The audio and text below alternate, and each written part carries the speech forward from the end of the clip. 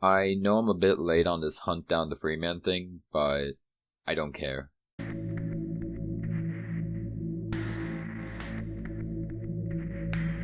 So, hunt down the Freeman. It's that hot new game that's going around the place, getting people riled up and excited and... Best way to deal with a lot of the problems in the game. Talking of problems in the game, here are some flashing error messages. I don't know what was supposed to be there. Oh. Never mind, it's hot shit. But instead of just attacking the game and giving it critique here and there, I'm gonna point out the various flaws in the cutscenes and give them pointers on how they can be improved. Let's go.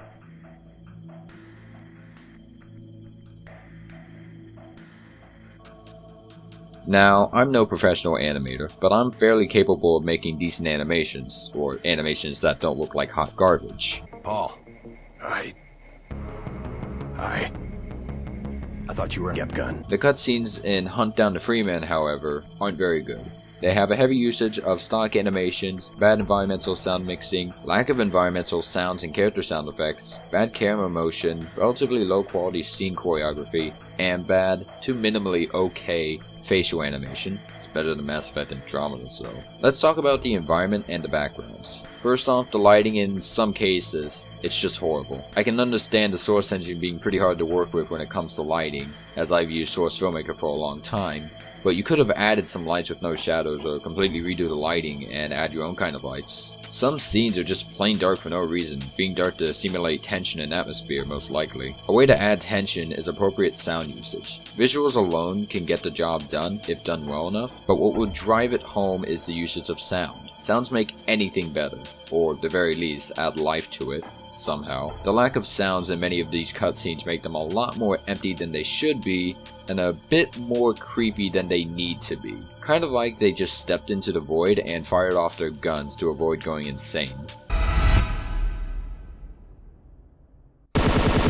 Like take this scene here. There are sound effects, but the amount of sounds used does not always correspond to what's going on in the cutscene. The most obvious issue here is the lack of footstep sounds coming from the characters whenever they walk. In many cutscenes, they just barely make any at all, as if they're ghosts. Even if you add a minimal amount of additional sounds to a cutscene, it can do wonders on making the cutscenes more believable. What about this scene? Would it be better with additional sounds? Very so.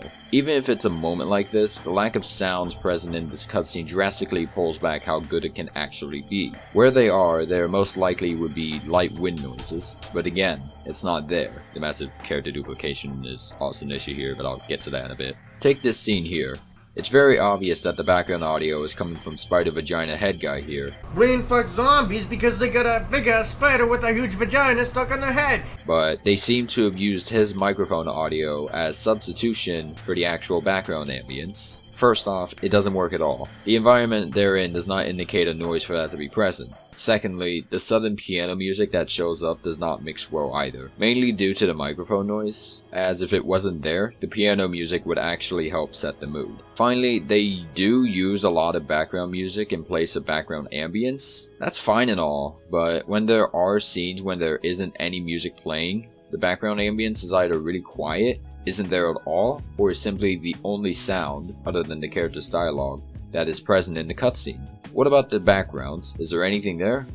Well, yes and no. Take a look at this scene. The characters in the frame are either sitting or just standing up straight and not moving, except for one guy who uses a stock walking animation to add some variety to the scene. Other than that, there are a few barrels and some tents, and that's it. The backgrounds aren't much of an issue, because there's barely any backgrounds that are visible anyways. So, moving on. So we covered environmental effects. What about the character animation and cinematography?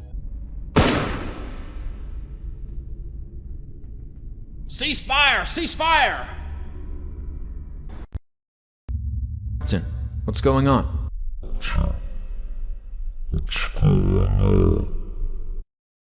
Yeah, the first thing is the style of animation. The cinematography and character animation style appears to be relatively comparable to Metal Gear Solid 5, which might explain why there's so much fucking camera. In no way is it comparable quality-wise to Metal Gear Solid 5, as that game is eons better in cinematic quality than Hunt Down the Freeman is. But it seems to be either mere coincidence that the cinematography and style are mimicking Metal Gear Solid 5's style, or they were attempting to copy it and give it a spin of their own style to make it look good. That's where you're wrong, kiddo. The overall quality of the animation is mediocre to bad most of the time. There's a heavy usage of stock animation throughout all the cutscenes, poor body language, massive character duplication going on with little to no changes in what they're doing, poor camera movement, although the camera angles for the most parts are serviceable, and so forth. And speaking of camera angles, how are those? Well, I just said they're not too good. Some issues with the camera angles is that they're mainly bust shots or close-ups. Whenever they cut away to a wide shot or focus upon something,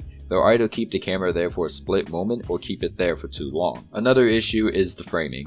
Many, and I mean many angles for the close-ups are way too close to the characters. Not because of their model quality, I'm talking about appropriate camera angles to drive forward the mood of the scene. Sometimes the camera will sway a little bit before focusing on the central object, continue to move around them, or zoom in too closely to focus of the scene. This is the best example of it, and I found it pretty funny when they just started swaying the camera everywhere instead of just jump cutting like usual. Now onto character model duplication and stock animations. First off, animation, of course, is not an easy process. It's a time-consuming process and requires a heavy amount of refinement. It has rules and techniques that are required to make it look more lively. There are various methods in animation and various styles in portraying what is on screen. The issue is that these cutscenes fail to meet expectations in many areas. The most obvious issue is that they're low quality and there's a lot of stock animations being used.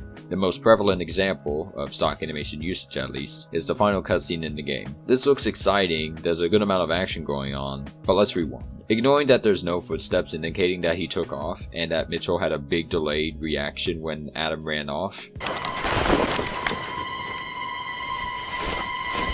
Adam!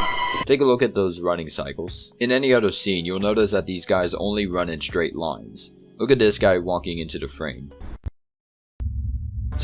What's going on? This is the biggest showcase of how low quality these cutscenes actually are. The lack of body motion this guy has as he walks really drives home that the animator here isn't very skilled at this. He has skill, but it's not very sufficient for these high quality requiring cutscenes. And speaking of skill, let's look at the amount of character model duplication going on in various scenes. There are small moments where these guys are actually moving a little bit, but it's not very consistent. Right here, these guys are just fucking clones. They perfectly sync up with each other on where they need to stand so they can form perfect rows and columns. Or the animator didn't really bother shifting them slightly to prevent this issue from showing up, or whatever. What you could have done here was make 5 to 6 versions of these guys with small different poses. Slightly raised shoulders, closed fists, slightly spreaded out legs, arms are a bit more forward, shifted positioning, and so forth, and then duplicate them in different areas to help create variety. That didn't happen. Instead, you've created an army of clones, like Star Wars, except they're actually animated. Oh, and by the way, these guys, except for Edgelord here, are floating off the ground a little bit. Here's another example of bad duplication. The biggest and most obvious error here is the perfectly countersynced hands that deny all body physics. What you could say is that those heads that they're carrying are pushed up against the body, making the hands completely still, except that just doesn't fucking happen. If that were the case, then the hands would move up and down with the body as it moved, but they don't. Just nope. And before we go into stock animation, I want to touch upon the facial animation here. The lips, for example, are inconsistent with how well they're animated. Mitchell's, here and there, are alright, but someone like Sir's mouth is all over the place. That's where you're wrong. I'm trained to move. If your mother was alive, she'd be proud of you, son. Maybe you should open your mouth and start talking. Everybody take possession. Let's move, move, move! The eyes are alright, kinda, although sometimes a bit too stiff or just staring outwards like a dead corpse. Still better than Mass Effect. But what about everyone's body animation? How's that? Oh! Have you lost your fucking mind? Lower that thing. You're gonna blow us all up. Please. Much of, if not a lot of it, is just stock animation, because the guy who made the cutscenes can do barely anything other than just bust shots or close-ups with weird movement within them. But even when the guy isn't using stock animations, the manually animated portions aren't too great. But one of the better, if not the best animated scene out of all the cinematics, is the flashback in the beginning. Adam, because it's not actually Gordon motherfucking Freeman, is actually animated here. And judging by the movements, it doesn't seem to be stock animation. If only the quality of this scene transferred over to the rest of them. Something that is also an issue here is improper character timing and failed emphasis on character actions. And if you don't have that, you'll get this.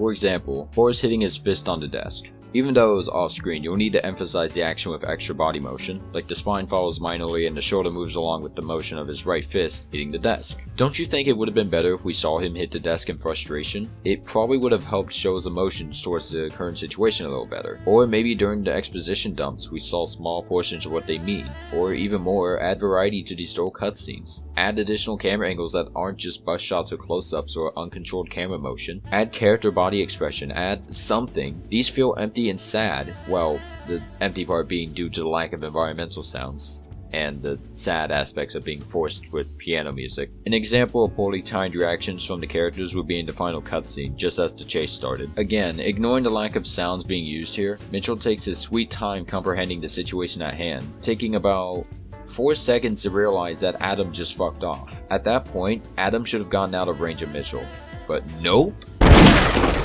By the way, that is some insane whiplash for a guy who's trained in handling guns. Oh, and they substituted Mitchell pushing Adam back by using a sound effect and with a fast camera sweep. Nice. I also love how he pointed the gun downwards, then pointed it upwards in the next cuts, but I digress. Lastly, why are these cutscenes so long? The longest cutscene is about 4 minutes and 30 seconds. And due to these cutscenes being bad, it just makes them feel even longer. What's funny is that the shortest cutscene is the factory burning one, which is about 40 seconds total. We got a decent number of cutscenes, about 23 to 24 of them, that are better than the game itself in comparison. If these were spiced up and the story was improved, this would be a pretty decent fan film. There are moments where it doesn't look that bad, mainly due to the visuals, but other than that, it can get bad real fast. Overall, the cutscenes are mediocre and need a lot of revamp. I'm saying it's mediocre and not just outright bad because it shows some small flashy moments, pushing it up a little bit, even though they're just stock animations. So that saves it from me labeling them all as just bad. This could have been a pretty decent fan game. These animations could have been decent. These could have elevated the story much further than they did. But alas, they didn't.